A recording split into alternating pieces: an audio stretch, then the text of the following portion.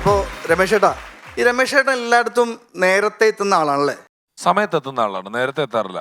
സമയത്ത് എത്തുന്ന അവിടെ ആളാണ്. ഞാൻ സമയത്ത് എത്തിക്കഴിഞ്ഞിട്ട് പരിപാടി തുടങ്ങാൻ വൈകിട്ട് അവര് പറയും നേരത്തെ എത്തിയെന്ന്. അതാണ് വിഷയം. ഞാൻ കൃത്യമായിട്ട് സമയത്ത് എത്തുന്നതാണ്. നിങ്ങളൊക്കെ നേരത്തെ എത്തുന്ന ആളുകളായിരിക്കും അല്ലേ? പക്ഷേ ജോണി സാറേ, എന്നെ സംബന്ധിച്ചിടത്തോളം എൻ്റെ ഭാഗം, അതായത് ഞാൻ എപ്പോഴും ലേറ്റായിട്ട് എത്തുന്ന ആളാണ്. അതായത് എവിടെ പോയാലും ഞാൻ ലേറ്റായിട്ടേ പോവുള്ളൂ. ഇപ്പോൾ ഞാനൊരു കല്യാണത്തിന് പോകണമെന്ന് വെച്ചിട്ടുണ്ടെങ്കിൽ എനിക്ക് പായസം കിട്ടാറില്ല. സദ്യ ആണെങ്കിൽ, ബിരിയാണി ആണെങ്കിൽ എനിക്ക് പീസ് കിട്ടാറില്ല. പെടലിയൊക്കെയാണ് സാറിന് കിട്ടാറ്. ഒരു 8:30യുടെ ബസ് എന്നൊക്കെ പറയുമല്ലോ, ഈ 8:30യുടെ ബസ് എന്ന് പറയുന്നത് 1 മണിക്കൂർ ഗ്യാപ്പിലാണ് എനിക്ക് മിസ്സാവാറ്. അതുകൊണ്ട് തന്നെ ഞാൻ പലപ്പോഴും പോകുന്നത് ട്രെയിനിലാണ്. കാരണം ട്രെയിൻ ഓൾറെഡി ലേറ്റാണ്. ട്രെയിനിനെ തന്നെ പല പ്രാവശ്യം ഞാൻ തോപ്പിച്ചിട്ടുണ്ട്. നിരന്തരമായി ലേറ്റ് ആകുന്നതുകൊണ്ട് ഞാനിങ്ങനെ അമ്മയുടെ നിന്ന് ചോദിച്ചു, അമ്മേ ഞാൻ എപ്പോഴും ലേറ്റാണ്, അപ്പോൾ എന്താ കാര്യം എന്ന് ചോദിച്ചപ്പോൾ അമ്മ എന്നോട് പറഞ്ഞ്, എടാ നീ ഞാൻ കൊണ്ടായത് തന്നെ ലേറ്റായിട്ടാണ്, അപ്പോൾ അതുകൊണ്ടായിരിക്കും നീ ലേറ്റാണ് എന്ന് പറഞ്ഞു. അപ്പോൾ ഈ ലേറ്റായിട്ടുള്ള എൻ്റെ വരവ് അല്ലെങ്കിൽ എൻ്റെ പോക്ക് തുടങ്ങിയത് ഇന്നും തരുന്നുമല്ല. ഞാൻ ഈ സ്കൂളിൽ പഠിച്ച കാലം മുതലേ ഞാൻ എല്ലായിടത്തും ലേറ്റാണ്. അപ്പോൾ ഈ സ്കൂളിൽ ഇങ്ങനെ എപ്പോഴും 10 മണിയുടെ ക്ലാസ്സിന് 10:30 ചെല്ലുന്നു, ഇങ്ങനെ ചെന്ന് ടീച്ചറിന് ഇത് ഭയങ്കര ഡിസ്റ്റർബൻസ് ആയി. അപ്പോൾ ടൈം ടേബിളൊക്കെ ഇടുമല്ലോ, ടീച്ചർ പറയുന്നത് വ്യാഴാഴ്ച ഇത്ര പരീക്ഷ എന്ന് പറയുമ്പോൾ എനിക്ക് അരമണിക്കൂർ നേരത്തെയാണ്. അപ്പോൾ എപ്പോഴും ലേറ്റാകുന്ന കണ്ടപ്പോൾ ടീച്ചർ എന്നോട് പറഞ്ഞു, നീ ഇനി അച്ഛനെ വിളിച്ചിട്ട് വന്നിട്ട് ക്ലാസ്സിൽ കയറിയാൽ മതി, അച്ഛനോട് ലഞ്ച് ബ്രേക്കിന് എന്നെ ഒന്ന് കാണണമെന്ന് പറഞ്ഞു. അങ്ങനെ അച്ഛനെ കാത്തിരുന്ന ടീച്ചറൊന്നും ഊണ് കഴിക്കാൻ പറ്റിയില്ല, കാരണം അച്ഛൻ വന്നില്ല. അപ്പോൾ ടീച്ചറിനൊരു കാര്യം മനസ്സിലായി, ഇത് ജനിതകപരമായൊരു രോഗമാണ്. അപ്പം ഞാൻ എന്ത് ചെയ്യുന്നു വെച്ചാൽ, ഞാൻ അന്ന് വീട്ടിൽ ചെന്ന് കഴിഞ്ഞപ്പോൾ അച്ഛൻ ഇങ്ങനെ ഇരിക്കുകയാണ്. അപ്പം ഞാൻ ചോദിച്ചു, അച്ഛ എന്താണ്? അച്ഛൻ പറയാ, എടാ നീ കാരണം ഞാനടക്കം നമ്മുടെ പൂർവികർ വരെ നാണം കെട്ട്. ഞാനിങ്ങനെ ഇരിക്കും, അപ്പൂപ്പൻ്റെ ഫോട്ടോയിലേക്ക് ഇങ്ങനെ നോക്കി. അച്ഛൻ പറയാ, നീ ഒരു കാര്യം ചെയ്യ്, ഞാൻ പലിശക്ക് പൈസ എടുത്ത് തരാം, ഒരു സൈക്കിൾ മേടിച്ചിട്ട് സൈക്കിൾ ഇനി പൊക്കോ, ഇനി എനിക്ക് നാണം കെടാൻ വയ്യെന്ന് പറഞ്ഞു. അപ്പം അങ്ങനെ സൈക്കിൾ മേടിച്ച് കഴിഞ്ഞപ്പോൾ സൈക്കിളിന് ഈ ജനിതകപരമായ രോഗത്തെ തോൽപ്പിക്കാൻ പറ്റില്ല ചേട്ടാ. കാരണം യന്ത്രത്തിന് ഒരിക്കലും ഈ രോഗത്തെ കീഴ്പ്പെടുത്താനാവുന്നില്ല.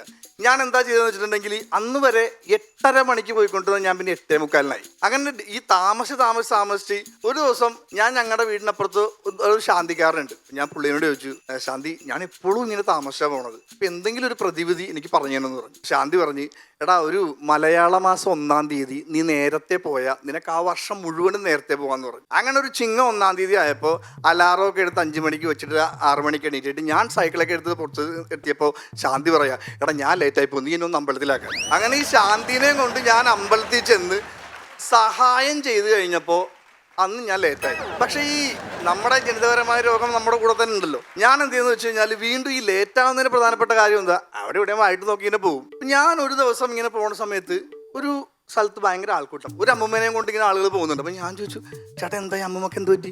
ഒരാൾ പറയാം, ചേട്ടാ ഈ നമ്മുടെ നാട്ടിലെ കുട്ടികൾക്കൊരു പ്രധാനപ്പെട്ട പ്രശ്നമുണ്ട്, അവരെന്ത് കണ്ടാലും അനുകരിക്കാൻ ശ്രമിക്കും. അന്ന് ബാലഹനുമാൻ ഇറങ്ങിയ സമയമാണ്. അപ്പോൾ അവിടുത്തെ പയ്യന് എങ്ങനെയെങ്കിലും ബാലഹനുമാനാകണം. അപ്പൊ അവൻ നോക്കിക്കഴിഞ്ഞപ്പോൾ ഈ നമ്മുടെ തൊണ്ണനുണ്ടല്ലോ, അതിലൊരു വടി അങ്ങോട്ട് കുത്തിക്കേറ്റിട്ട് അവനിങ്ങനെ ബാലഹനുമാനാന്ന് പറയുന്നത് നടക്കുകയാണ്. അവൻ്റെ അമ്മുമ്മ അവിടെ കുണിയിരിക്കുന്നു, അവരെ മുതുകത്തിട്ട് ഷൂർപ്പണകെ നമ്മൾ ഒറ്റടി വെച്ചു കൊടുത്തു. അങ്ങനെ ഈ അമ്മുമ്മേനെയും കൊണ്ട് പോണ പോക്കഴിഞ്ഞാൽ ഈ കാഴ്ച കണ്ടത്. അങ്ങനെ ഈ കാഴ്ചയൊക്കെ കണ്ടിട്ട് നമ്മളിങ്ങനെ ആടിപ്പാടി ട്യൂഷൻ ക്ലാസ് ചെല്ലുമ്പോൾ സാറ് 2-3-4 പിള്ളേരിട്ട് നല്ല അടിയാ. അപ്പൊ ഞാൻ ചോദിച്ചു, സാറേ എന്തിനെ പറ്റി തല്ലണത്? എടാ അവരൊക്കെ ലേറ്റായിട്ടാ വന്നത്, നീ കയറിയിരിക്കുന്നു. അങ്ങനെ മുന്നോട്ട് പോയി ഞാൻ അങ്ങനെ 10-ാം ക്ലാസ്സിലെത്തി. അപ്പൊ 10-ാം ക്ലാസ്സിലാവുമ്പോൾ ഈ പ്രണയം മുട്ടിടുമല്ലോ അല്ലേ? അപ്പൊ ഈ 8-ാം ക്ലാസ്സിൽ മുട്ടിടേണ്ട പ്രണയമാണ് കേട്ടോ, എനിക്ക് ലേറ്റായിട്ടാ വന്നത്. അപ്പൊ ഞാനൊരു പെൺകുട്ടിയെ 10-ാം ക്ലാസ്സിൽ ആദ്യം മുതൽ അവസാനം വരെ പ്രേമിച്ചു. അപ്പൊ എങ്ങനെയെങ്കിലും ഇവളോട് പറയണം. പക്ഷെ ഞാൻ എന്ത് ചെയ്ത്, 10-ാം ക്ലാസ് പരീക്ഷ കഴിയാൻ വേണ്ടി കാത്തിരുന്ന് ഞാൻ ഇവളോട് എന്ന് പറഞ്ഞു, എടി എനിക്ക് നിന്നെ ഇഷ്ടമെന്ന് പറഞ്ഞു. അപ്പൊ ഇവിടെ എന്നോട് പറയാ, എന്റെടാ നീ ലേറ്റായി പോയി, ഇന്നലെ മനോജ് വന്ന് പറഞ്ഞു തരും, അല്ലേ പറയാമെന്ന് പറഞ്ഞു. കാരണം ഈ ജനിതകപരമായ രോഗത്തിന്റെ പ്രശ്നമാണ്, എൻ്റെ കുഴപ്പമില്ല. അങ്ങനെ അവിടെ നിന്ന് ഞാൻ +2-ലെത്തി. +2-ലെത്തി കഴിഞ്ഞപ്പോൾ നേരത്തെ പറഞ്ഞല്ലോ രോഗം കൂടെ ഉണ്ട്. അപ്പൊ സാർ എന്നോട് ചോദിച്ചു, എടോ താൻ ഇങ്ങനെ വീഡിയോ സ്കൂള് ട്രിപ്പ് അടിക്കാതെ വല്ല കള്ളിയെത്താനും പൊക്കൂടെ എന്ന് ചോദിച്ചു. ഞാനത് ആലോചിച്ച്, പക്ഷെ ആ കള്ള അവിടെ കിടന്ന് പൊളിച്ചു പോകുന്നല്ലാണ്ട് എന്നെ കൊണ്ട് നടക്കില്ല. ഞാൻ അങ്ങനെ +2 പരീക്ഷ എഴുതി. +2 ഫൈനൽ എക്സാം കഴിഞ്ഞ് റിസൾട്ട് വന്നു. ഇപ്പോൾ ഓൺലൈനിലാണോ റിസൾട്ട്? അപ്പൊ ചിലരൊക്കെ പാസ് എന്ന് എഴുതി, ചിലരൊക്കെ ഫെയിൽഡ് എന്ന് എഴുതി. എൻ്റെ റിസൾട്ട് മാത്രം 6 ഞാൻ ചോദിച്ചു, എന്താണ് ഈ 6? എനിക്കിതിന് മനസ്സിലാകുന്നില്ല. ഞാനപ്പോ പരീക്ഷാഭവനിൽ വിളിച്ചു ചോദിച്ചു. അപ്പൊ അവര് പറയാ, റിസൾട്ട് ലേറ്റ് അനൗൺസ്. അപ്പൊ അവിടെ ഞാൻ ലേറ്റായി. അങ്ങനെ കാലം മുന്നോട്ട് പോയി.